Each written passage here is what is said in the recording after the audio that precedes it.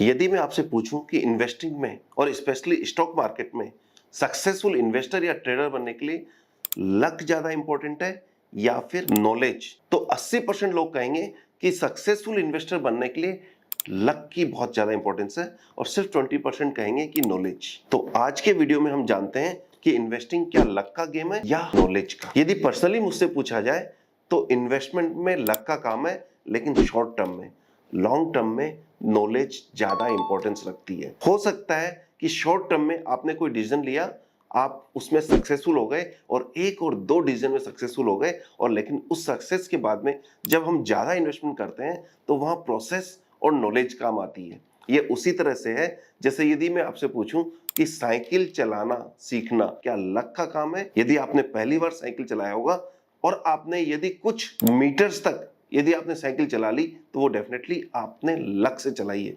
लेकिन यदि आप प्रॉपर प्रैक्टिस लर्निंग और प्रोफेशनल तरीके से सीख कर यदि आप साइकिल चलाते हैं तो यहाँ लक का काम सिर्फ 20% रहता है कि आप मिस्टेक नहीं करते हैं। 80% तो यह है कि आप सक्सेसफुल साइकिल चला पाएंगे। यही इन्वेस्टमेंट में होता है। यदि आप proper knowledge, skill, process, back testing इनको ध्यान में रखकर यदि आप इन्वेस्टमेंट करते हैं और उसके बाद में आप डिसिप्लिन होकर उन इन्वेस्टमेंट रूल को फॉलो करते हैं तो आपके मानिए कि आपका लक आपके साथ है, यानी कि आपकी नॉलेज आपको लॉन्ग टर्म इन्वेस्टर के पॉइंट ऑफ व्यू से सक्सेसफुल इन्वेस्टर या ट्रेडर बना देगी। ये इन्वेस्टिंग सिर्फ लॉन्ग टर्म नहीं, यदि आप ओरिजिनल और राइट प्रोसेस को यूज करते हैं जिसमें एज है, प्रोसेस विद एज, तो आप ट्रेडिंग में भी सक्सेसफुल हो सकते हैं। लेकिन होना चाहिए राइट नॉलेज।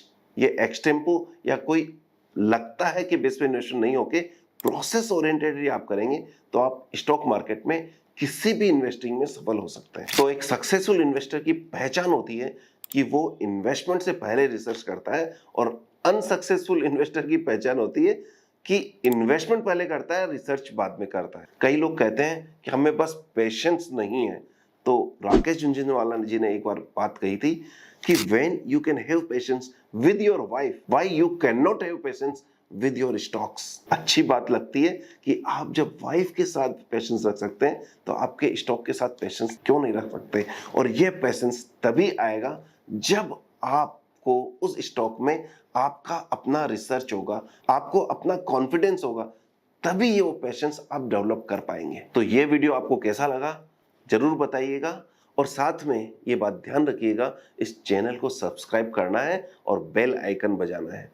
अंत में मैं बस यही कहूंगा, लक भी उन्हीं का साथ देता है जो अपना साथ खुद देते हैं। लक भी उन्हीं का साथ देता है जो मेहनत करते हैं।